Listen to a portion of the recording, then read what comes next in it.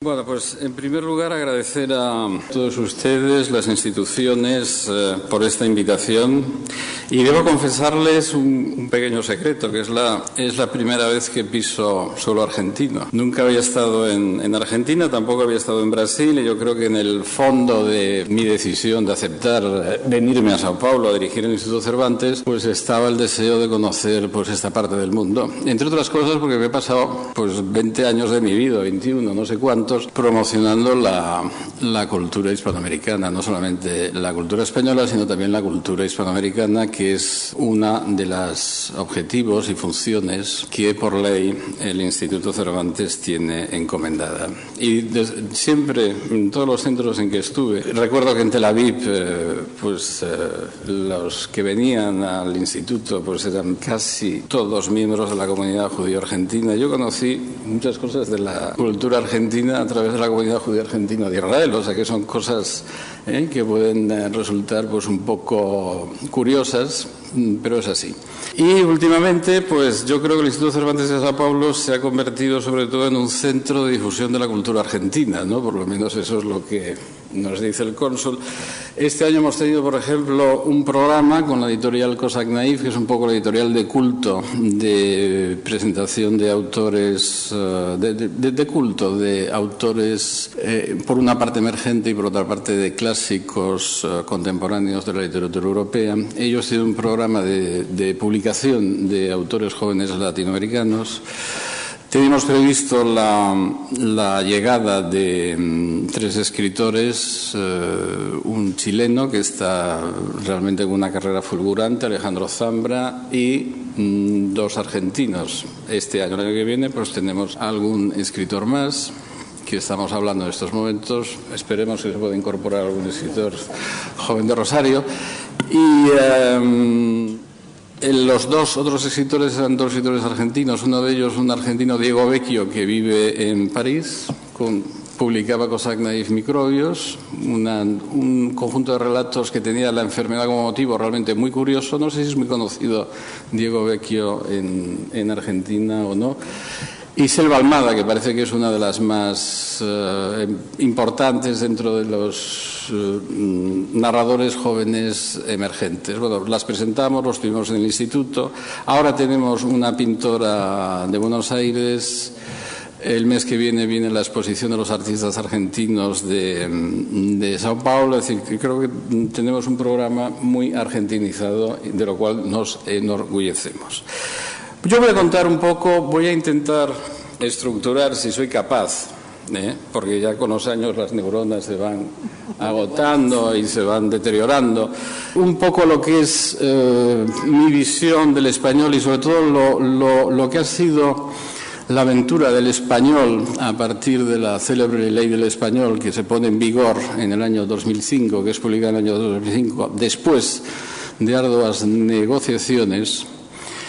¿Y cómo ha sido su desarrollo? ¿Cuáles son los problemas que impiden realmente que el desarrollo haya sido más rápido, más estructurado?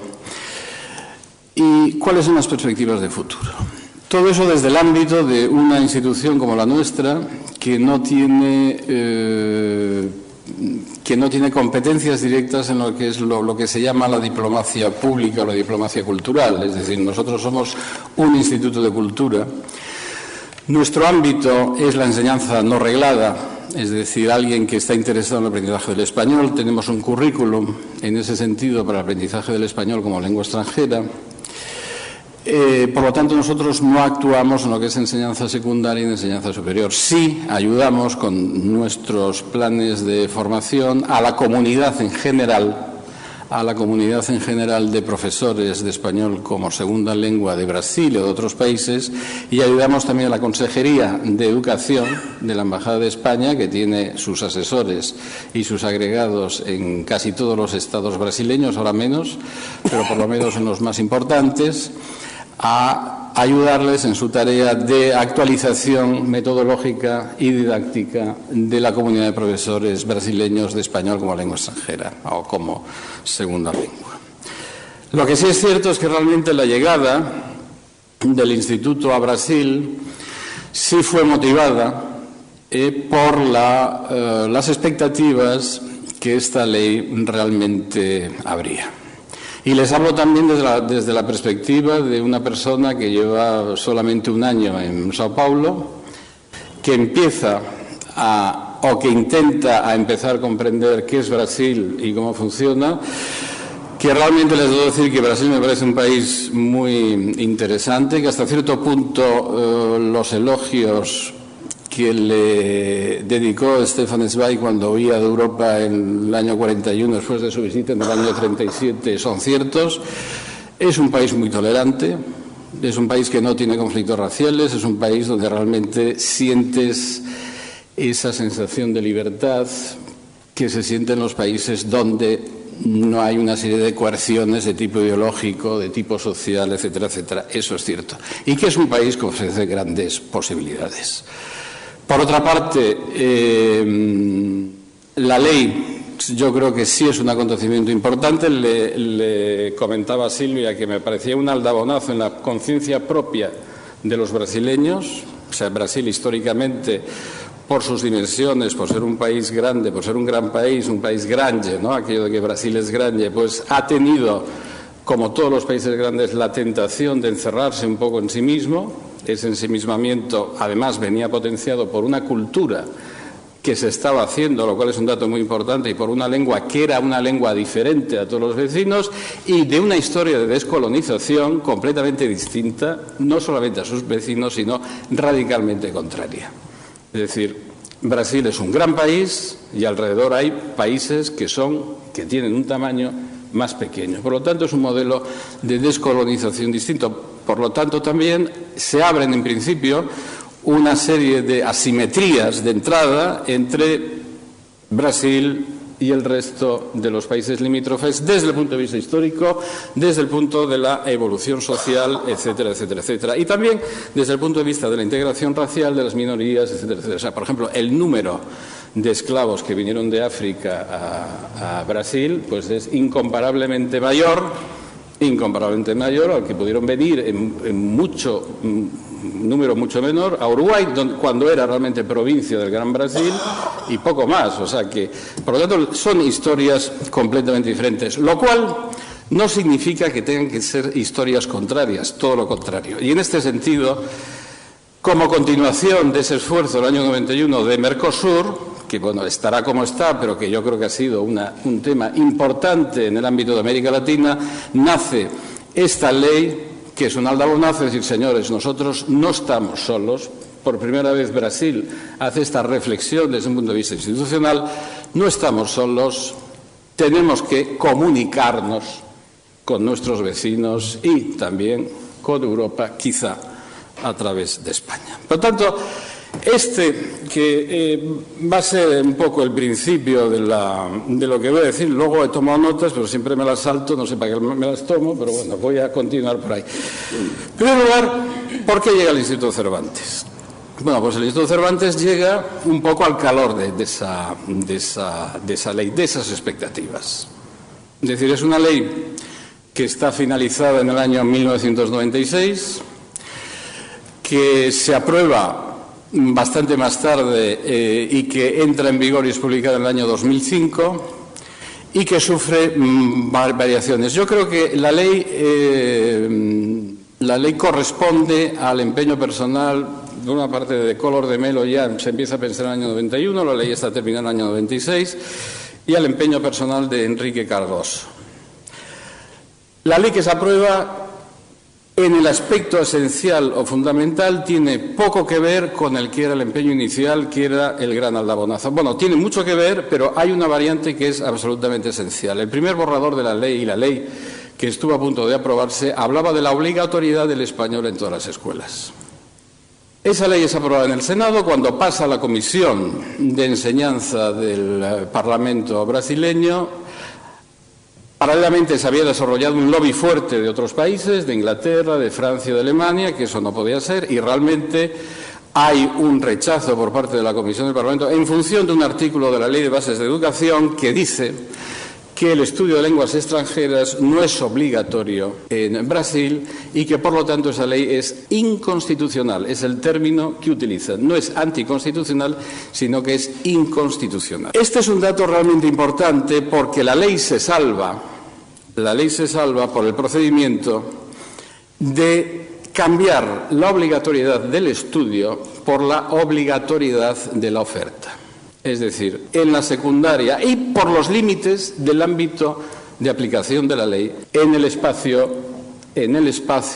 educativo público y privado brasileño. Si la primera ley apuntaba a los 12 años, 9 años de ensino fundamental y 3 años de ensino secundario anterior a la entrada en la universidad, la versión ya definitiva de la ley se centra solamente en la enseñanza secundaria. Dato importante si queremos realmente conocer los años que, en el mejor de los casos, un estudiante de secundaria pública o privada, destinaría al estudio aprendizaje de la lengua. ¿Y en qué condiciones llegan a la universidad y pueden hacer posteriormente estudios en letras, portugués y español, que son los estudios usuales para la obtención del título que habilita para la enseñanza de español, a lo que luego me referiré. Bueno, pues al calor de esta lengua es cuando viene el Instituto Cervantes. Me parece que el primer centro es Sao Paulo en el año 1997. Estamos primero en el Colegio Miguel de Cervantes, que es un colegio creado por la emigración, por los notables de la emigración española en Sao Paulo, que luego goza de un programa de cooperación del Ministerio de Educación Español y donde se puede cursar, es un colegio brasileño, pero donde se puede cursar el bachillerato español y a partir del año que viene se podrá cursar el bachillerato internacional. Bueno, y lo que se intenta, viendo la avalancha, sería crear un centro de formación de profesores en consonancia y en conjunto con la Consejería de Educación. Las cifras que se habían dado sobre los profesores que Brasil hubiera necesitado para poner en marcha el complejo total de la ley, es decir, la primera idea de la ley de obligatoriedad, era una cifra realmente astronómica, una cifra que oscilaba en torno a los 200.000 profesores. Y no había profesores de español, no había realmente profesores de español.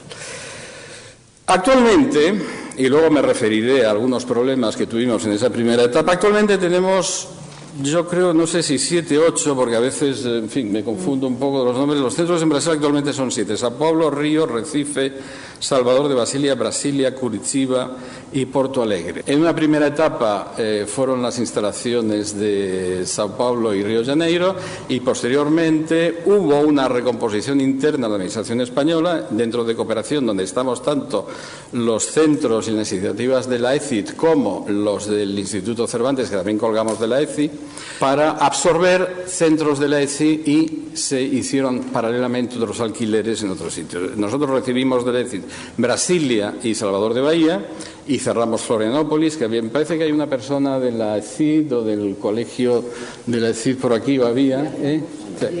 La historia sucintamente es esta. Y paralelamente abrimos otros centros en función de alquileres. Por lo tanto, tenemos 7 centros funcionando. Los servicios que hacemos pues son los típicos de un instituto de cultura y que están en nuestra ley fundacional, que son servicios de biblioteca. La biblioteca de Sao Paulo les puedo decir que es una biblioteca muy viva. Es una biblioteca que tiene unos niveles de préstamos y de público que acude realmente estimables. Tenemos una biblioteca sobre todo dirigida a la producción literaria, cultural, la historia de los países latinoamericanos de lengua española. Hay una buena colección, por ejemplo, de películas argentinas, de libros argentinos y la donación que haces, por supuesto, ir allí. Además, mandaremos noticia de la donación a toda nuestra base de datos, que son 26.000 personas en nuestra base de datos. Actividades culturales, la actualización de los profesores de español con lengua extranjera, es decir, nosotros tenemos un programa a lo largo de todo el año que son píldoras formativas para todos aquellos profesores de español que quieren venir. Por ejemplo, pues un seminario de 4 o 6 horas de duración sobre la aplicación de las tecnologías en la clase L, o cómo explicar el subjuntivo, o cómo elaborar materiales, etcétera, etcétera. Colaboramos también con la Consejería de Educación en un congreso sobre la situación, que es un poco evaluación de la situación del español en Brasil, y también un seminario de una semana de duración sobre formación de profesores del área de Sao Paulo. Siendo como es la enseñanza no reglada, es decir, nosotros actuamos fuera del ámbito, nosotros actuamos en el ámbito público abierto, aquel que quiere tener contacto con la cultura española, aquel que quiere conocer mejor la lengua española o los lenguajes específicos, viene al instituto y lo hace. No tenemos en principio nada que ver con lo que es el currículum regular público, salvo los aspectos de que ponemos a disposición nuestros conocimientos para todos aquellos profesores que quieren incrementar su propio nivel de conocimiento y pedagogía del español. Sí ha sido un barómetro interesante para ver cuál ha sido la evolución del español en todos estos años. ¿Por qué? Porque como al final la ley del español no se pudo implementar del todo, como por otra parte hay un público grande, un público de profesionales, un público de gente, turistas interesados por el entorno hispanohablante, personas vinculadas a inversiones españolas y empresas españolas que solamente en Brasil suponen 65.000 millones de euros de inversión neta, 85.000 millones ahora con la... no, 72.000 millones ahora con la compra de GBT por parte de Telefónica. Todo eso generaba un público que de alguna manera, al calor también del aldabonazo y de lo que podía suponer la apertura al español durante esos años, se acercó a la enseñanza no reglada para tener conocimientos de español y relacionarse con nuestras culturas. No hemos sido los únicos, pero sí, en general, cabe decir que uno de los logros más importantes o de las derivaciones más importantes de este aldabonazo del español ha sido un crecimiento de la enseñanza no reglada, es decir, academias privadas con mejores o peores calidades, y nosotros también, el Instituto Cervantes, debido a que despierta un interés por el aprendizaje de la lengua y el entorno cultural. No hemos sido los únicos. Hay una franquicia importante, que es la CNA, que tiene una franquicia radicada en Sao Paulo, que son aproximadamente 200 centros de enseñanza de idioma en todo Brasil, está Cultura Española, está España Aquí, etcétera, etcétera, etcétera. Hay varias iniciativas de este tipo. Pero sí, nuestra experiencia nos puede marcar un poco cuál ha sido la evolución del español en estos años. Y los datos de matrícula son los siguientes. Es decir, el año 2010, por ejemplo, tuvimos 2.949 registros de matrículas para cursos de español. Y está computado tanto enseñanza online como la enseñanza presencial. En el 2011, 2.779, 2012, 2.649, 2013, 2.143... Perdón, voy muy rápido. Perdón. Y en el año 2014, 1.600. Es decir, ha habido un decrecimiento de la demanda de español en nuestro centro. Que traducido en horas alumno, 2010 horas alumnos son número de alumnos multiplicado por las horas en que ellos se han matriculado en cada curso. Si son cursos de 30 horas multiplicado por 30 horas, si son cursos de 60 horas multiplicado por 60. 2010 182.270, 2014, voy a evitar los años intermedios, 120.828. Por lo tanto, hay un decrecimiento que yo creo que ha ido en paralelo al decrecimiento del interés por el español en Brasil, cuyas causas, de alguna manera, pues voy a intentar explicar, al menos desde el punto de vista de las estructuras educativas. Otro dato importante, otro barómetro importante, el Instituto es el gestor del diploma DELE. Me parece que hay centros DELE en la universidad, etcétera, etcétera. Nosotros, Rosario, nosotros tenemos asignado la gestión del diploma DELE, que es el diploma oficial de español como lengua extranjera. Es un diploma del Ministerio de Educación español y, por lo tanto, todos nuestros centros tenemos actualmente 5 convocatorias al año, y en Brasil se da el caso que es requisito un nivel, que es el nivel B1, es requisito para aquellos alumnos brasileños de posgrado que quieren aplicar para el programa brasileño Ciencias sin Fronteras, que es un programa que da unas becas para Europa unas becas para Europa con un perfil científico, técnico, o sea, ingenierías, investigación, etcétera, que son bolsas que pueden oscilar entre 4 y 12 meses. Bueno, es un programa que es muy interesante, me referiré luego a otro programa que también es interesante, que es el programa CAPES para profesores ya de universidad, que también es muy semejante. España tiene asignadas 2.000, o tiene pactadas entre el órgano español, que es la Subdirección General de Cooperación Internacional, y el órgano brasileño que gestiona este programa, que es el Centro Nacional de la Pescas para Ciencias sin Fronteras, que no siempre se cubren.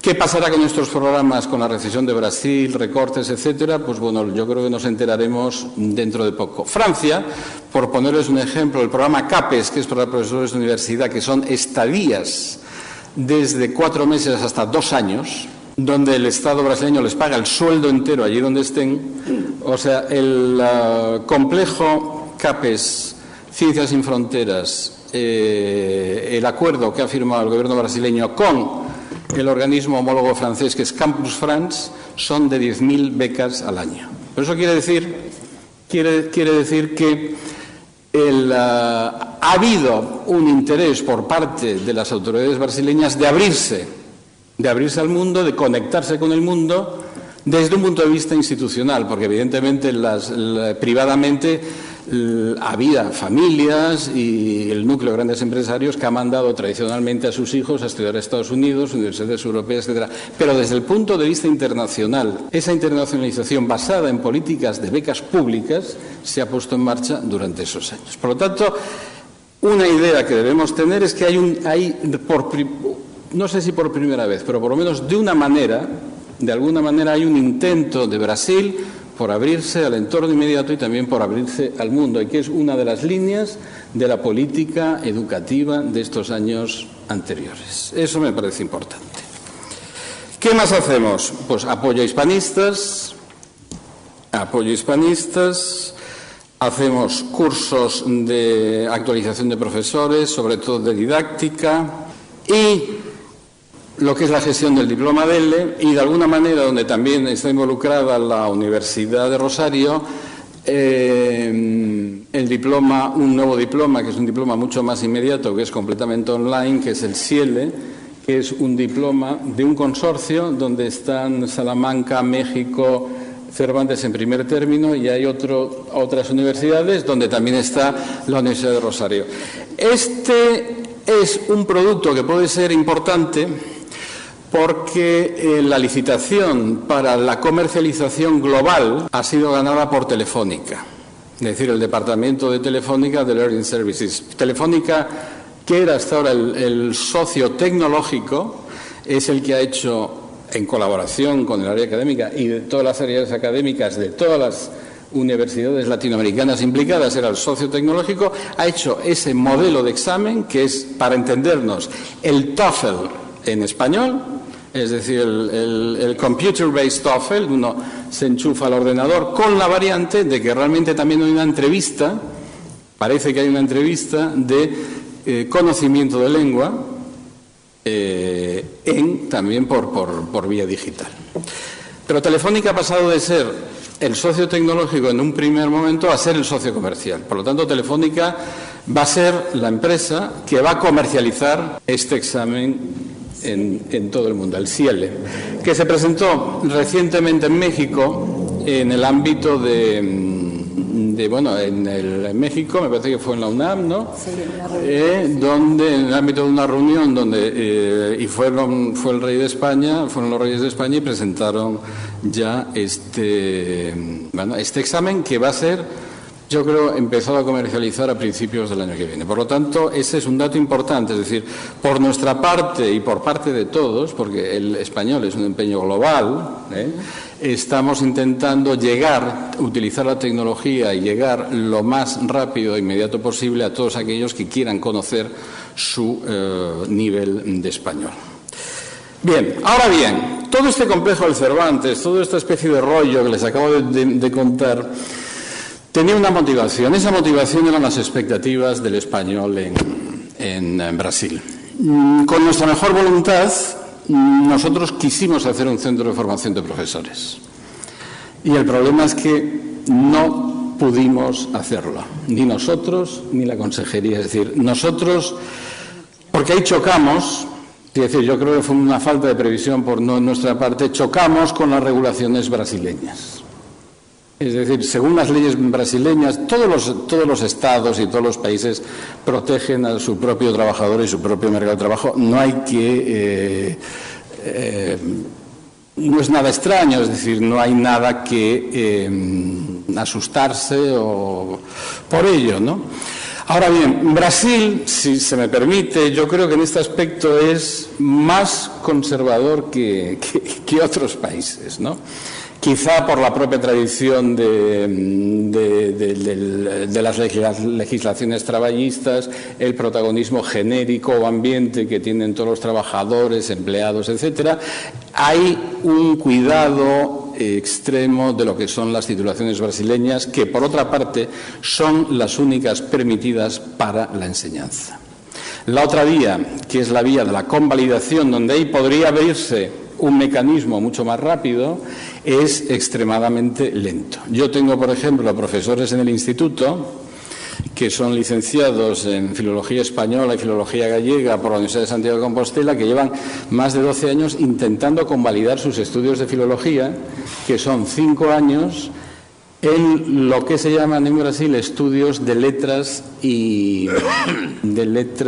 español y portugués, que son estudios de 4 años. Es un currículum de 4 años que posteriormente voy a referirme un poco a ello. Por lo tanto, el desarrollo de la ley se encontraba ya con un problema grande. Es decir, se necesitan muchos profesores.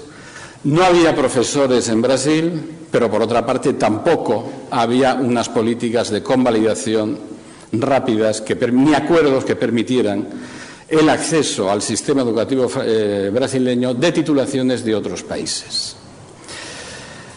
Y yo creo que ahí está el principal aspecto de por qué esta ley se ha desarrollado de una manera lenta, por una parte, y por qué no existe una calidad excesiva en la formación del profesorado brasileño.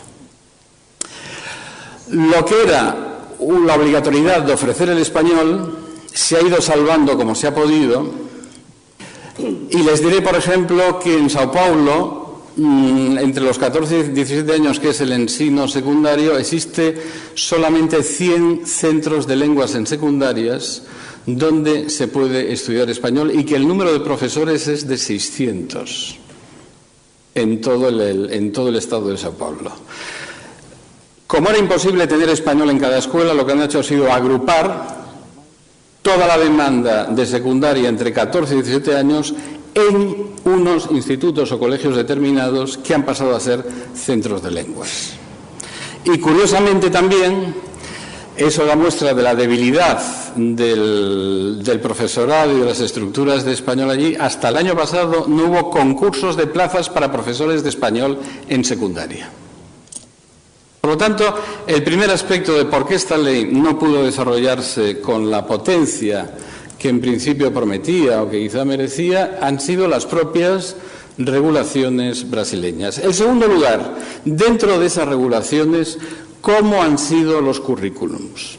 Es decir, sí, para ser profesor de español, para que un director del colegio contrate a un profesor para dar español, necesitas tener una titulación brasileña. ¿Cuáles eran los currículums? Bueno, esta publicación, que es lo más serio que se ha hecho hasta el momento, Español no ensino universitario brasileño, el español en la enseñanza universitaria de Brasil, recoge todas aquellas universidades públicas o privadas que en aquel año, y ahora realmente son menos, tenían estudios de 4 años, 8 semestres, de más o menos disciplinas de las cuales podrían derivarse una titulación que permitiera ser escogido como profesor de español en secundaria.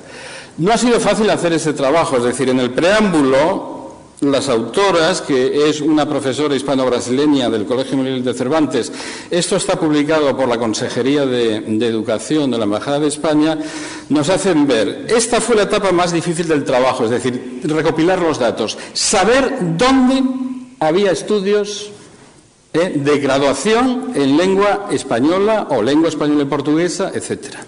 Dice, esta fue la etapa más difícil del trabajo, ya que ni todos los sitios de las instituciones facilitan las informaciones que necesitábamos, como por ejemplo el número de alumnos matriculados y profesores que imparten las asignaturas de lengua y literatura española. Otras dificultades que enfrentamos fueron el contacto por teléfono, ya que algunos están desactualizados, y los diferentes horarios de atención de los coordinadores. Es decir, esto es uno de los rasgos que definen un poco las dificultades para trabajar en Brasil, que es muy difícil obtener datos y, en un segundo aspecto, es difícil interpretarlos. Porque si vamos a analizar el currículum, la segunda parte de este trabajo, en el preámbulo, lo que hace, una vez recopilada toda esa información, es recoger unos currículums de estudio donde, de alguna manera, pueda derivarse que pueden formarse los profesores de español.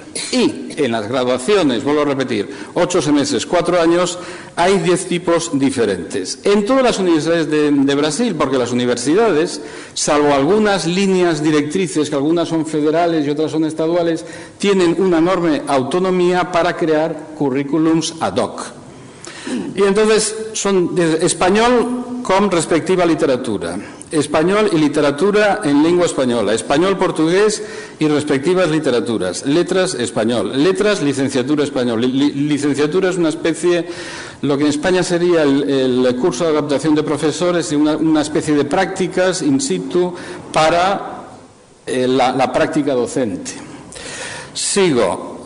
Letras, licenciatura español, letras, lengua española, letras, portugués español, letras, español, portugués, letras, habilitación en portugués y español, lengua portuguesa, lengua española, portugués y español. Nos encontramos, por lo tanto, que estos estudios de graduación son estudios de portugués y de español. Y si entramos en el componente horario de esa graduación, nos llevamos una sorpresa mayor. Por ejemplo,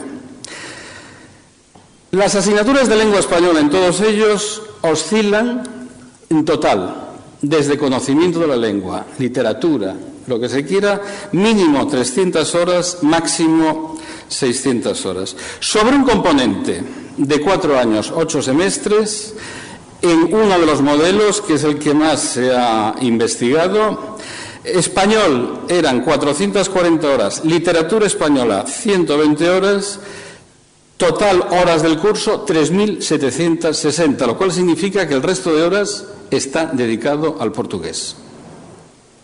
Entonces, se supone que los profesores de español, que no había una estructura anterior en la escuela secundaria, excepto aquellos cuyas familias eran de origen argentino, que hay una comunidad argentina. Por ejemplo, en Sao Paulo hay una comunidad argentina de 20.000 personas. Todos han conservado la lengua.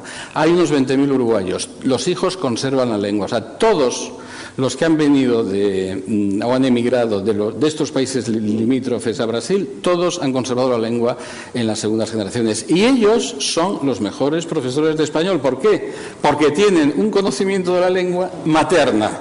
Mientras que los profesores brasileños empiezan a tener conocimiento de español en estas horas, la gran mayoría, de una graduación universitaria. Bien. Este es otro dato importante. Por lo tanto, tenemos 2 datos ya. Uno, la protección lógica, por otra parte, de la titulación nacional para el ejercicio de la actividad docente. 2, cómo son las estructuras de los currículums. Otro dato importante. Lógicamente, si este ámbito no es cubierto a satisfacción en la enseñanza secundaria, debería ser cubierto también en diferentes maestrías. Es decir, debería haber o se podrían plantear estudios de máster o másters dedicados sobre todo a que tuviera un currículum mixto de mayor profundización en la lengua, mayor conocimiento del entorno, cultural, etcétera, y una parte muy importante dedicada a la enseñanza del español como lengua extranjera y, sobre todo, didáctica del español. Bueno, pues nos encontramos con la sorpresa de que tampoco hay. Es decir, el único máster en Sao Paulo que tenía estas características era el máster de la Universidad Católica, Universidad Católica Paulista. No existe ya ese máster.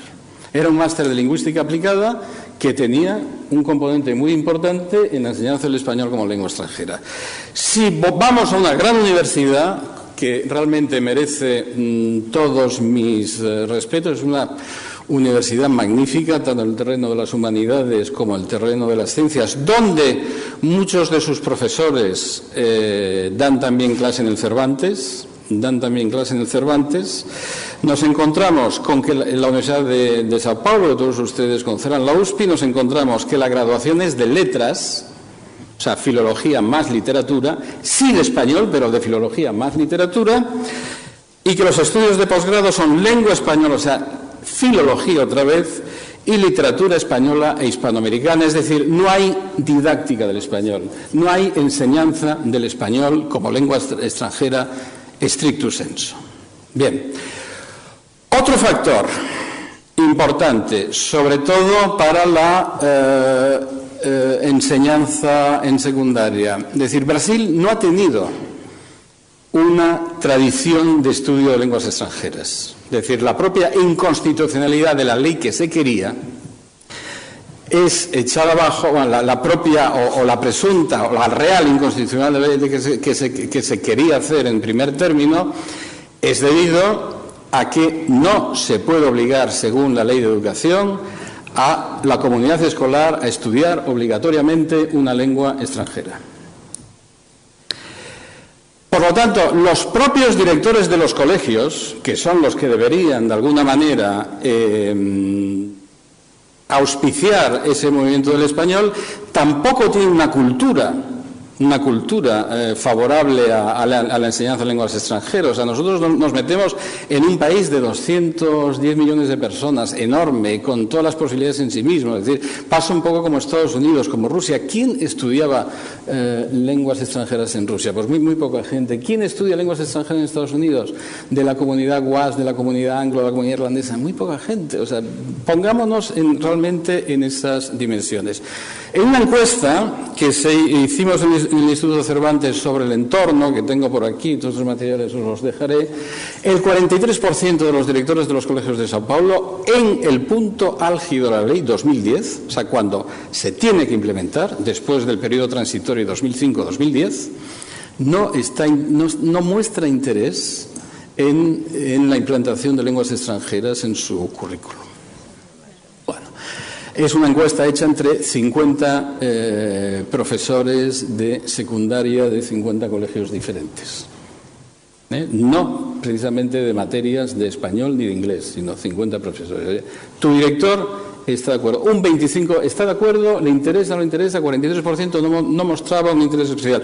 25% estaba interesado y el resto tenía más o menos una postura dubitativa, que sí, que sí no, que sí tal, pero recursos, pero esto, por lo demás allá. ¿Cuál es el resultado objetivo de todo esto? Esta conjunción de los factores de regulaciones, de titulación universitaria y habilitación para la enseñanza. 2, debilidad curricular. 3, pues más o menos un interés relativo de los que realmente tendrían que gestionar esto.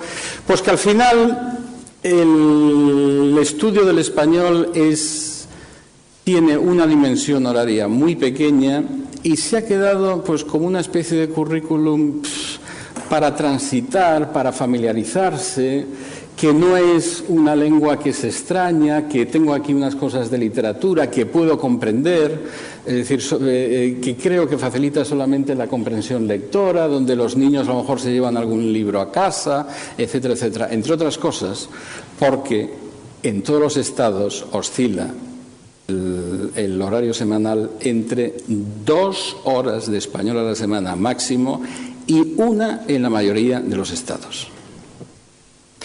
¿Cuál ha sido el terreno fértil donde ese aldabonazo, este intento de comunicación institucional ha tenido realmente un terreno fértil? Pues mire usted, pues como todo en Brasil, o como mucho en Brasil, que esta es una de las contradicciones en la enseñanza privada. Los colegios privados, que son muchos, porque sobre todo en ciudades como Sao Paulo, donde hay ya una clase media pudiente, y la clase media pudiente en cuanto puede, en cuanto empieza a poder, manda a sus hijos a la escuela privada, sí se ha apuntado al conocimiento del español y del inglés. Y los que son colegios de origen italiano, italiano primero, inglés después y español tercero, y los que son de origen alemán, como es el caso de Porto Seguro, pues alemán, inglés y español. En esos colegios es donde nosotros tenemos los tribunales del diploma de español como lengua extranjera. Los 20 colegios que tenemos son de ese tenor. En esos colegios es donde van los mejores profesores. ¿Quiénes son los mejores profesores? Aquellos brasileños de nacionalidad que son de origen hispano. O sea, nosotros tenemos, en esos colegios hay profesoras chilenas, argentinas, uruguayas, españolas. O sea, que tienen ya un conocimiento y un uso de la lengua materno, para entendernos, o sea, desde la cuna, que han estudiado una filología, unos estudios de filología, normalmente casi todas en la USPI son licenciadas en letras, por lo tanto que no tienen problemas de regulaciones, y que en muchos casos han hecho sus másteres de español lengua extranjera en España. Nosotros, en los requisitos que ponemos para poder ser profesor instructor del instituto en enseñanza no reglada, pues entonces nos encontramos en que con bastante frecuencia hay brasileños y brasileñas, sobre todo, que han realizado ese tipo de estudios, másteres de español como lengua extranjera o maestría de español como lengua extranjera en España. Y ellos son, en su mayoría, los profesores de la enseñanza privada. Entonces, en la enseñanza privada, y además suelen tener más horas, porque la dedicación horaria no está regulada ni por ley, ni por reglamentos del Ministerio de Educación de Sao Paulo, ni nada. Es decir, si hay un interés por parte de la comunidad de padres de que estudien 4 horas de español y 4 horas de inglés, se implementa y se acabó. Y normalmente en esos colegios suele haber 4 horas de español. Y esos colegios, o muchos de ellos, o algunos por lo menos que yo sé, suelen hacer expediciones en verano a España para la mejora y el aprendizaje de la lengua en el medio. Esto realmente por otra parte. Y si ahora me permiten, ¿cuál es la conclusión? ¿Se puede decir que la implementación de la ley ha sido un fracaso? No. Quiero decir, yo creo que no. Yo creo que sigue siendo una cosa importante. Yo creo que sigue siendo una... Yo tenía por aquí unas líneas que iba a explotar, a ver si me acuerdo, porque siempre suelo escribir y luego nunca lo sigo, ¿no? Soy un desastre. Pero... Yo le decía a Juan Carlos, habíamos titulado la conferencia de él Actualidad y Perspectivas del Español en Brasil, y que cuando me comentaba algunas de estas cosas le decía, bueno, tendríamos que haberla denominado mitos y realidades, ¿no? No, vamos a ver. Creo que está buscando todas las sugerencias y las propuestas. Yo creo que el dato esencial, o sea, el dato realmente importante es que ha habido una apuesta real institucional de las autoridades brasileñas para lograr a través de la lengua una comunicación directa, etcétera, y hacer una comunidad más amplia intercultural. Es decir, esto es Mercosur. Y esto se ha notado también en la apertura al mundo de Brasil durante estos años, que ha sido enorme, los programas federales, por ejemplo, los programas federales, tanto Ciencias Sin Fronteras como CAPES, de profesores y de estudiantes y de doctorandos, de irse a universidades europeas y también de este área, me imagino que vendrán, para su formación, etcétera, que son programas realmente muy imaginativos y muy buenos. Tienen, por ejemplo, un programa sándwich que es una maravilla. Es decir, tú quieres hacer un doctorado en humanidades o en economía, etcétera, empiezas el doctorado en Sao Paulo, luego te vas a estudiar no sé cuántos meses a la Sorbona, si sabes francés, dentro de esos programas, y luego vuelves con aquellos conocimientos y enseñanzas para terminar de redactar tu tesis en Sao Paulo. Es decir, esto no lo tenemos realmente en España. Ahora, lo que sí es cierto son dos cosas. Una, que el desarrollo de calidad del español en Brasil corresponde al ámbito privado de la enseñanza, por lo menos en Sao Paulo, uno. Y dos, que habría que buscar fórmulas para establecer criterios. Y yo creo que ahí tendría que ser un lobby de las instituciones educativas supranacionales, etcétera, etcétera, para formalizar un currículum de estudios de español en secundaria y sobre todo en la secundaria pública, y un currículum en las universidades y un incremento de las maestrías de español focalizado a la enseñanza de la lengua extranjera en común. Es decir, si en un momento determinado hubo un lobby de todos los países hispanohablantes, incluido España, para que la ley fuese aprobada, en contra del lobby de otros países europeos, yo creo que de alguna manera la labor que está que hacer, y en eso estarían abiertos las autoridades brasileñas, sería hacer lobby para estructurar, primero si quieren a pequeña escala, para crear un modelo interno de currículum universitario, maestría universitaria y currículum en secundaria del español como segunda lengua. Porque si no, esta es una situación que se puede seguir repitiendo. Y probablemente también hacer un currículum para permitir una mayor rapidez y permitir una mayor flexibilidad en las convalidaciones de titulaciones de países limítrofes, que eso podría ser otra posibilidad. Yo creo que en esta situación, aparte de que las posibilidades de interconexión cultural están abiertas, Brasil, en mi opinión, es un país que, si das la tecla correcta, el efecto multiplicador puede ser muy grande en un periodo medio de tiempo. Pero hay que dar a la tecla, hay que saber dónde está. Y más importante que la tecla es saber quién puede tocar la tecla en la otra parte, ¿no? Quiero decir que todo esto de la ley se ha debido al empeño personal de dos personas, de Collor de Mello primero y sobre todo de Fernando Henrique Cardoso. Él fue realmente la persona que lo impulsa. Además, hay una anécdota curiosísima, que a Fernando Henrique Cardoso le dan el premio, esto se puede contar porque está publicado, ¿no? Pero a Fernando Henrique Cardoso le dan el premio Príncipe de Asturias de Comunicación y Humanidades por la ley del español. Pero todo el mundo en España pensaba que esa era la ley de la obligatoriedad. Entonces, al mismo tiempo, se estaba discutiendo, esa ley estaba parada en la Comisión de Educación del Parlamento de Brasilia, el Parlamento brasileño de Brasilia, por inconstitucionalidad. Entonces, Enrique Cardoso tenía que dar una salida a aquello, había que buscar una solución, porque es que si no quedaba fatal con la comunidad, el Príncipe de Asturias y todo eso. Y se buscó esa solución.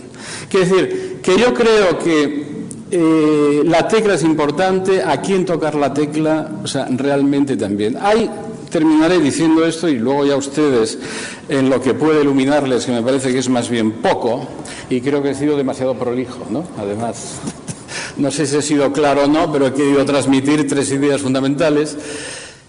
Hay un libro que yo recomiendo para conocer Brasil, no sé si está traducido al español, además, porque esa es otra cosa, es decir, no sé si existe una biblioteca elemental de pensadores brasileños traducido al español. Yo no la he visto cosas sueltas. Pero Brasil es un país que, en primer lugar, hay que conocer muy bien la mentalidad brasileña.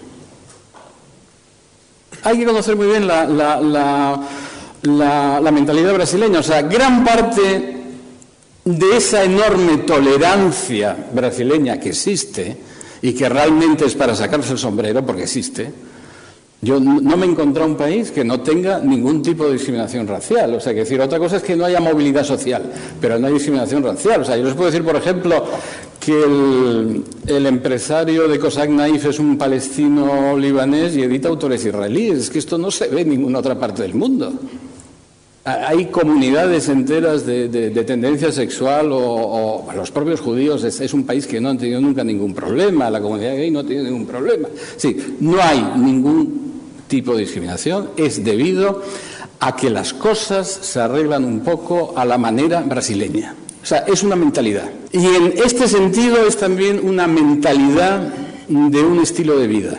Eso es muy importante comprenderlo. O sea, quien entre, como entramos nosotros en el año 97, con una racionalidad hispánica europea, tuvimos enseguida que hacer otra cosa porque no podíamos hacer eso. No podíamos hacer un centro de formación de profesores. ¿Por qué? Digo, pero si queremos ayudar, pero no se trata de eso. Se trata de cómo se hacen las cosas aquí, se trata de la mentalidad brasileña. Bueno, dicho eso, que yo creo que hay esa necesidad de comprender Brasil también por parte del resto y que probablemente esa parte del programa de intentar actuar en los currículos y en las estructuras educativas brasileñas tiene que tener una apertura también de esta parte, es decir, hay que introducir más lo portugués de Brasil y el conocimiento de lo portugués de Brasil en estos países, porque si no, no hay jeito, es decir, no hay manera de hacer las cosas. No hay manera de hacer las cosas. Es lo primero que debemos comprender y es la manera de ahorrarse esfuerzos, dinero y recursos de todo tipo. Ya, les recomendaré este libro, hay varios. El Sergio Buarque de Holanda, un gran antropólogo social, sociólogo, con una influencia francesa increíble, porque luego además se demuestra que las élites son muy permeables a lo bueno. Las élites intelectuales brasileñas, que son muy buenas, y las élites económicas también, son muy permeables a lo bueno. Es decir, en un momento determinado ellos abrazan la influencia de la cultura francesa enormemente, los años 60, 70, desde los 50. Y entra, a mi juicio, gran parte de lo que era la escuela de las mentalidades y se funde un poco con la antropología social brasileña y tal. Ese libro que se llama Raíces do Brasil, que es un libro pequeño, como de 120 páginas. Y yo creo, de verdad, que debía haber, que lo publique Mercosur, que sea el programa Mercosur Traduce, como que sea. Tiene que haber 5 libros sobre cómo es la mentalidad brasileña, porque además existen en portugués. Pero ese libro es esencial. Ese libro tiene un capítulo que se refiere al hombre cordial, el hombre que es capaz de confraternización. Brasil, les voy a poner un ejemplo, es el país que es el último en abolir la esclavitud, pero por una razón muy sencilla, porque ellos no tenían conciencia de la esclavitud. Había una confraternización entre el facendista y las barracas. Es decir, había una esclavitud en el sentido económico, pero no había esclavitud en el sentido social. No existió el más mínimo apartheid. Es el único país donde la cocina esclava es la cocina nacional. O sea, la feijoada y esto y lo demás allá es cocina de esclavos. Hay un libro maravilloso de Gilberto Freire que se llama Casa Grande Senzala. Está publicado en España, pero no ha sido capaz de crear ninguna escuela de pensamiento ni de interés sobre Brasil. Y ese es un libro también, son 500 páginas, pero es un libro... Y ahí lo entiendes todo. La Casa Grande es el señor facendista y la Senzala es la casa que que son las barracas. Bueno, pues el señor salía, cenaba con los esclavos, tenía descendencia con los esclavos. Por eso, en el derecho de familia, la institución importante es el padrino y no el padre. Y basta ver la cantidad de mulatos que hay en Brasil. Es decir, debe ser, después de los blancos, la segunda tipología étnica más importante. Yo no he visto un mulato en Estados Unidos y he estado viviendo 5 años. Por lo tanto, Brasil es un país de confraternización, es un país cordial. Y el retrato del brasileño que hace Sergio Buarque en esas 12 páginas, que es uno de los capítulos de este ensayo, que es El hombre cordial, se llama El hombre cordial, habla precisamente de eso. De cordial no como una persona elegante, amable, educada, sino de cordial como hombre de tocarles el corazón a aquellos que tocan la tecla. No hay más remedio, no hay otra. Y creo que termina. No sé si les ha parecido bien, pero es lo que podría hacer. Gracias, Juan Carlos. ¿Cuánto va a quedar?